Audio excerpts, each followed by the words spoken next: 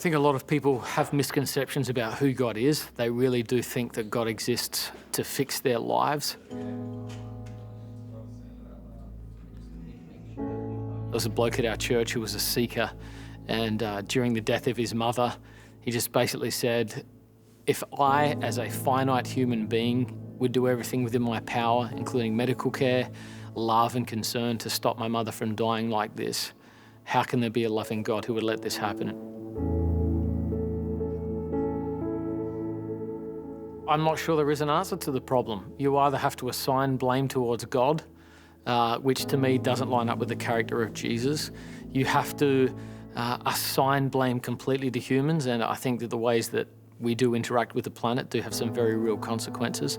Or you have to say, there's no meaning behind it, period, and life is blind evolution and chance, and so why does it matter anyway? There's never going to be a fully resolvable answer, and anybody who claims with authority that they can, I'd be a little suspicious of. You're either going to malign the character of God, assign it to complete randomness and meaninglessness, or interact with human beings. I think there's some interplay between God and human response where there's an element of mystery that we can't understand. I got a lot of comfort from the scene in the Gospels where one of Jesus' friends dies. And if Jesus claims to be God, what Jesus does with evil gives us a real clue about how God feels about it.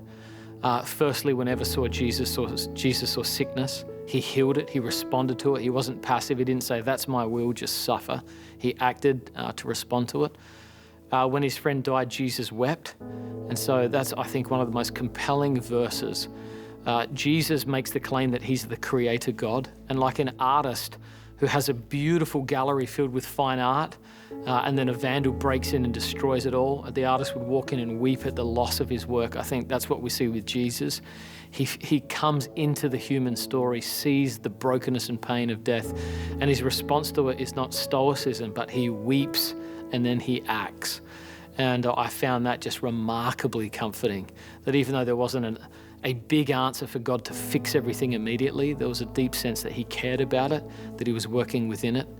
And ultimately, Jesus on the cross was involved in healing human pain. He wasn't outside of it, he wasn't passive, but he actually took sin and brokenness upon himself to undo all of the things that we have done.